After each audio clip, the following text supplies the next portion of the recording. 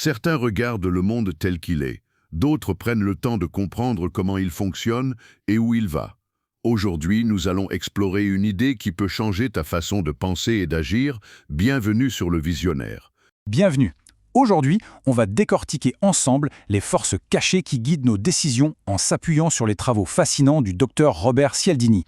On va explorer ces mécanismes psychologiques qui, souvent, sans qu'on s'en rende compte, nous poussent à dire oui. Allez, on attaque direct avec une petite énigme, une situation qui, à première vue, défie toute logique commerciale. Et oui, c'est bien ça. Comment est-il possible qu'en rendant un produit plus cher, on arrive à en vendre plus, au point de vider complètement les stocks? Ça paraît complètement fou, n'est-ce pas? Alors, figurez-vous que cette histoire est tout à fait réelle. On a une propriétaire de magasin à bout de nerfs parce qu'un stock de bijoux en turquoise prend la poussière. En dernier recours, elle se dit « bon, tant pis » et elle décide de tout brader, quitte à y perdre de l'argent. Et c'est là que tout bascule. L'employé se trompe, elle lit mal la note et fait l'exact opposé de ce qui était demandé. Et là, miracle. Le stock qui ne partait pas se vend comme des petits pains.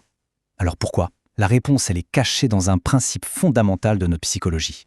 En fait, notre cerveau adore les raccourcis. Il est un peu paresseux.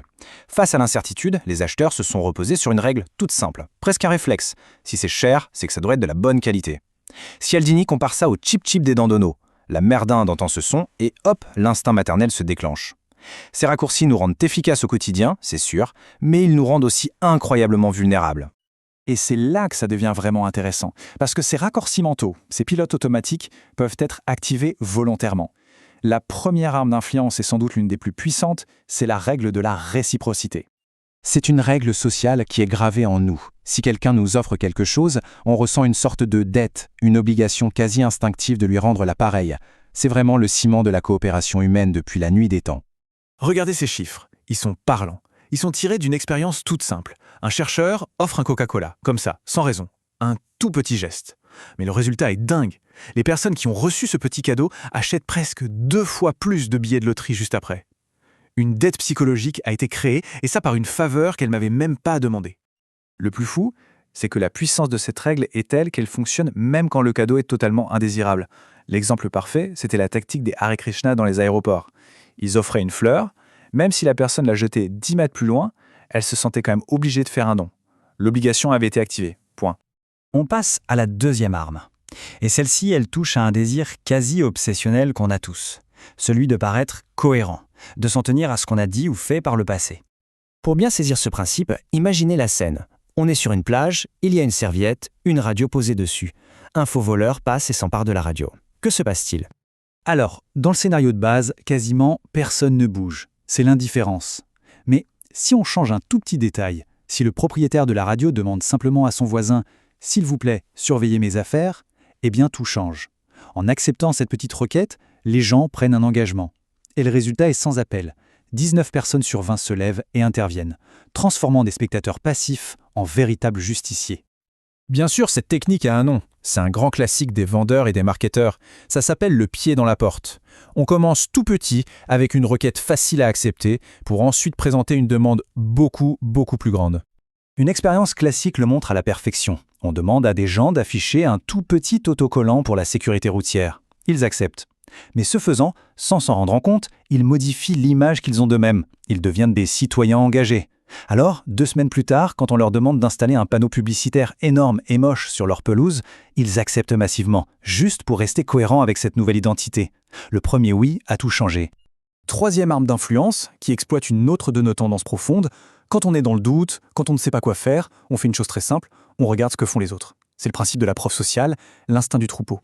L'histoire d'une secte à Chicago dans les années 50 est un cas d'école absolument incroyable. Les membres étaient convaincus qu'un déluge allait détruire le monde et qu'ils seraient sauvés par des extraterrestres. Ils ont tout plaqué, leur job, leur maison, leur argent. Ils ont tout misé là-dessus. Et puis, l'heure fatidique est arrivée et... rien. Le silence. Le néant. Il faut imaginer la pression psychologique à ce moment-là. C'est insoutenable. Face à un échec aussi monumental, la seule façon de ne pas sombrer dans la folie, de justifier tous ces sacrifices, c'était de s'accrocher encore plus fort à leurs croyances. Et comment on fait pour renforcer une croyance qui s'effondre? On trouve d'autres gens pour y croire aussi. Puisque la preuve physique avait échoué, il leur fallait désespérément une preuve sociale. Ils se sont donc mis à recruter de nouveaux adeptes avec une énergie nouvelle, non pas pour sauver le monde, mais pour se sauver eux-mêmes du doute. Et ce principe, en fait, il est partout autour de nous. Les rires en conserve dans les séries télé, c'est pour nous dire « là c'est drôle, faut rire ». Le bocal à pourboire déjà rempli de billets, c'est pour nous suggérer que les autres clients ont été généreux. Et cette file d'attente interminable devant une boîte de nuit, parfois elle est juste là pour nous faire croire que l'endroit est ultra populaire, même s'il est vide à l'intérieur. Bon, après avoir vu tout ça, la grande question c'est comment on fait pour se défendre? Ces raccourcis, ce ne sont pas des défauts de fabrication de notre cerveau. La meilleure défense n'est pas de les supprimer, mais d'apprendre à les reconnaître. Le truc, c'est qu'il ne faut pas voir ça comme une faiblesse. Ces mécanismes existent parce que, la plupart du temps, ils sont utiles. Le vrai danger, il vient de ceux qui comprennent ces règles et les manipulent pour leur propre intérêt. La clé, en fait, c'est de développer une sorte de signal d'alarme intérieur. C'est de prendre l'habitude de se poser la question « Attends une seconde, pourquoi est-ce que je ressens cette envie de dire oui? Est-ce un sentiment d'obligation à cause d'un cadeau? Est-ce pour rester cohérent avec un petit oui donné plus tôt? Ou est-ce simplement parce que tout le monde le fait ?» Juste cette petite pause, ce temps de réflexion, peut suffire à désamorcer la réaction automatique. Finalement, connaître ces mécanismes, ce n'est pas une invitation au cynisme. Bien au contraire, c'est un outil pour être plus libre dans ses choix. Comprendre comment l'influence fonctionne, c'est le premier pas pour décider par soi-même. La question qui reste, c'est celle-ci. Maintenant que l'on voit les ficelles, va-t-on continuer à danser au même rythme? Comprendre, c'est bien, mais seule l'action transforme réellement ta vie. Le livre que nous venons d'explorer dans cette vidéo, je te l'offre gratuitement. Pour le recevoir, abonne-toi à la chaîne et laisse un commentaire ci-dessous.